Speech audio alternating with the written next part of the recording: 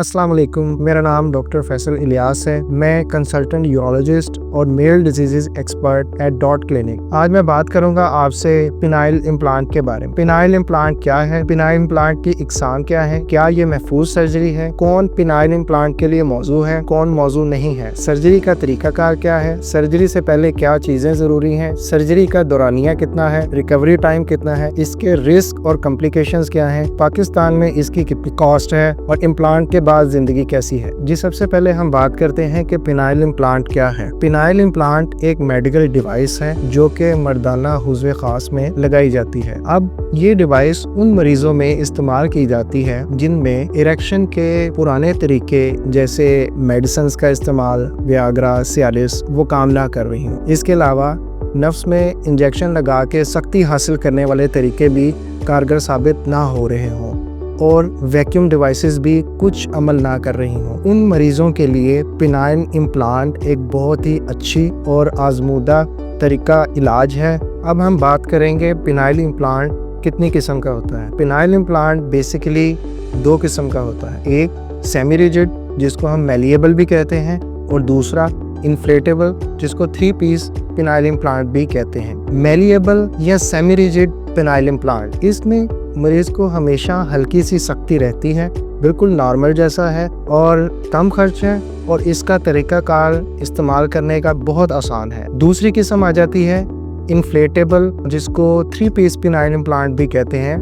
ये बहुत जदीद पिनाइल इम्प्लांट है, इसमें जब चाहे सख्ती हासिल कर रहे हैं और बाकी औकात में ये बिल्कुल अपनी नॉर्मल हालत में रहता है। तो ये दोनों किस्म के पिनाइल इम्प्लांट बहुत आसान तरीक़ाकार इनका इस्तेमाल करने का, आजकल ये बहुत ज़्यादा इस्तेमाल हो रहे हैं और इनके बहुत अच्छे रिजल्ट्स। जो मैलिएबल पिनाइल इम्प्लांट जैसा कि सेमी रिजिड पिनाइल इम्प्लांट मैंने आपको बताया, इसमें मेडिकल डिवाइस के 2 पीस होते हैं जो कि पिनस में लगाए जाते हैं। इसमें हर वक्त मरीज़ को हल्की सी इरेक्शन रहती है। जो दूसरा तरीक़ेकार आ जाता है इन्फ्लेटेबल जिसको 3 पीस पिनाइल इम्प्लांट भी कहते हैं, इसमें बेसिकली 3 पीस होते हैं। 2 पीस इसके पीनस में लगते हैं और एक पेट के निचले हिस्से में लगा दिया जाता है और उस पे एक बटन होता है जिससे जब चाहे इरेक्शन हासिल कर लें और जब चाहे उसको ख़त्म कर लें।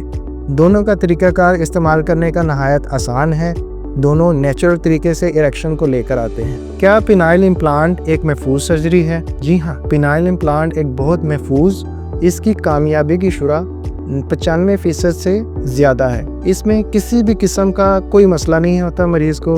इसमें उसकी नेचुरल इरेक्शन रहती है, उसमें ऑर्गेज़म भी उसका नेचुरल रहता है और इंजाल जिसको इजैकुलेशन कहते हैं उसमें भी किसी किस्म का कोई मसला नहीं रहता, बिल्कुल नेचुरल प्लेयर रहता है। इसमें मरीज़ और इसकी शरीके हयात दोनों मुतमईन रहते हैं इसमें। अब हम बात करेंगे कौन लोग पिनाइल इम्प्लांट सर्जरी के लिए मौजू हैं। वो लोग पिनाइल इम्प्लांट सर्जरी के लिए मौजू हैं जिन्हें शदीद किस्म का इरेक्टाइल डिस्फंक्शन हो, शुगर की वजह से इरेक्टाइल डिस्फंक्शन हो, प्रोस्टेट की सर्जरी के बाद इरेक्टाइल डिस्फंक्शन हो, किसी भी कैंसर सर्जरी के बाद इरेक्टाइल डिस्फंक्शन हो, रेडिएशन कीमोथेरेपी की वजह से इरेक्टाइल डिस्फंक्शन हो और किसी भी किस्म की दवाइयाँ या थेरेपीज उन पे बिल्कुल असर न कर रही हो, वो लोग पिनाइल इम्प्लांट सर्जरी के लिए मौजू हैं। अब हम बात करेंगे सर्जरी से पहले क्या चीज़ें ज़रूरी हैं। सर्जरी से पहले मरीज़ की detail medical history, surgical history, मरीज़ के मखसूस ब्लड टेस्ट जो इस सर्जरी के लिए ज़रूरी हैं,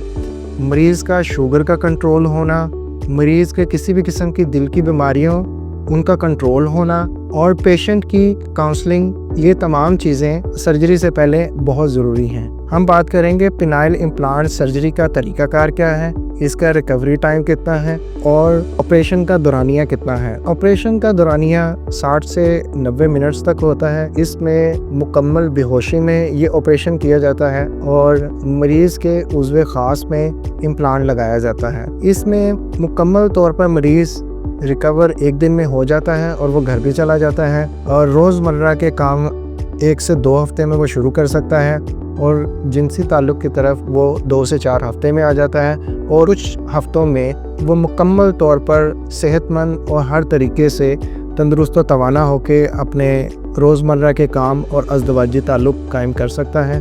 इसमें किसी भी किस्म का निशान बाहर से नज़र नहीं आता और ना ही कोई पता चलता है बाहर से कि इम्प्लांट सर्जरी हुई है मरीज़ की। इम्प्लांट के बारे में कुछ लोगों के मिथ्स हैं, जैसे कि सवाल किया जाता है कि क्या ये कुछ सालों में ख़राब हो जाता है, काम नहीं करता, मेल फंक्शन हो जाता है। तो उसका मैं जवाब देना चाहता हूँ, जी नहीं, ऐसा बिल्कुल नहीं है।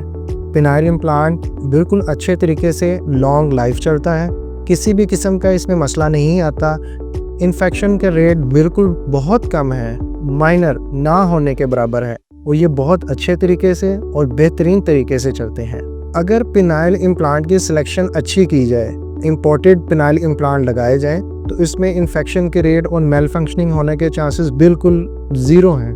किसी भी किस्म का कोई इस तरह का चांस नहीं है कि वो ख़राब हो जाए या उसमें इन्फेक्शन हो। फिर सवाल आता है कि पिनाइल इम्प्लांट करवाया है, लोगों को पता चल जाएगा, नज़र आएगा, इसमें शर्मिंदगी महसूस होगी। बिल्कुल नहीं, ऐसा बिल्कुल नहीं है। पिनाइल इम्प्लांट एक मेडिकल डिवाइस है जो कि नफ्स के अंदर फिट कर दी जाती है, वहाँ पे रख दी जाती है और ये बाहर से बिल्कुल भी नज़र नहीं आती और किसी किस्म की आपको शर्मिंदगी महसूस नहीं होगी इसकी वजह से। जिन लोगों ने पिनाइल इम्प्लांट करवाना होता है उनके जहन में ये सवाल होता है कि पिनाइल इम्प्लांट करवाने से क्या उनके नफ्स के साइज़ पे कोई फ़र्क पड़ेगा। उसका जवाब ये है कि बिल्कुल नहीं, इससे साइज़ पे कोई फ़र्क नहीं पड़ता और बेसिकली ये सर्जरी साइज़ या लंबाई के लिए बिल्कुल नहीं है, ये इरेक्शन के लिए है, जो कि एक बेसिक इसका बेनिफिट है। फिर लोग जिन्होंने पिनाइल इम्प्लांट सर्जरी करवानी है वो सवाल करते हैं क्या इससे सेक्स के दौरान दर्द महसूस होता है। जी नहीं, बिल्कुल दर्द महसूस नहीं होता, बिल्कुल नेचुरल जैसे पहले सेक्सुअल इंटरकोर्स हो रहा था, अज़दवाजी ताल्लुकात हो रहे थे, बिल्कुल सेम वैसे ही नेचुरल तरीके से ही होंगे। सर्जरी के शुरू में कुछ थोड़ी सी इन्फ्लेमेशन, स्वेलिंग उसमें हो सकती है, लेकिन आहिस्ता आहिस्ता और दवाइयों के इस्तेमाल से वो बिल्कुल ख़त्म और ना होने के बराबर हो जाती है। पिनाइल इम्प्लांट करवाने से पहले लोग ये सवाल करते हैं कि क्या ये मेरी इजैकुलेशन पे असर करेगा या प्लेयर जिसे ऑर्गेज़म कहते हैं इस पे इसका कोई असर आएगा। बिल्कुल नहीं, ये इजैकुलेशन और ऑर्गेज़म दोनों पे बिल्कुल असरअंदाज नहीं होती। हमारे माशरे में एक मिथ है कि पिनाइल इम्प्लांट एक हराम अमल है, ये गैर फितरी है। उसका मैं जवाब बड़े अच्छे तरीके से सबको देना चाहता हूँ कि पिनाइल इम्प्लांट बिल्कुल एक हराम या गैर फितरी अमल नहीं है। जैसे अगर किसी मरीज़ को दिल का मसला होता है तो वो पेसमेकर स्टेंट डलवाता है अपने दिल में, इसी तरीके से अगर किसी मरीज़ को घुटने का मसला या कोई और हड्डी का मसला होता है तो वो उसमें भी तो इम्प्लांट लगवाता है। तो ये भी बिल्कुल उसी तरीके का है कि एक बीमारी के लिए एक मेडिकल डिवाइस पिनाइल इम्प्लांट लगाया जा रहा है जो कि बिल्कुल भी किसी तरीके से भी हराम या गैर फितरी अमल नहीं है। ये बिल्कुल एक नेचुरल एक बीमारी का इलाज है जो कि ज़रूरी है। पिनाइल इम्प्लांट की पाकिस्तान में कितनी कॉस्ट है? इसकी कॉस्ट डिपेंड करती है किस किस्म का पिनाइल इम्प्लांट और किस मरीज़ के लिए लगाया जा रहा है। हर मरीज़ के लिए हर इम्प्लांट मौजू नहीं है। जैसे मैंने बात की थी सेमी रिजिड पिनाइल इम्प्लांट और इन्फ्लेटेबल पिनाइल इम्प्लांट, सारे इम्प्लांट इंपोर्टेड होते हैं जो कि बाहर से इंपोर्ट किए जाते हैं। जैसे हम बात करते हैं semi rigid malleable phenyl implant, इसकी कीमत कम होती है और इन्फ्लेटेबल 3 पीस पिनाइल इम्प्लांट इसकी कीमत ज़्यादा होती है। जो लोग पिनाइल इम्प्लांट के बारे में सोच रहे हैं और पिनाइल इम्प्लांट करवाना चाह रहे हैं वो हमारे पास डॉट क्लिनिक पे विज़िट करें, हमसे कंसल्टेशन लें और बेहतरीन तरीका इलाज यहाँ से हासिल करें। शुक्रिया।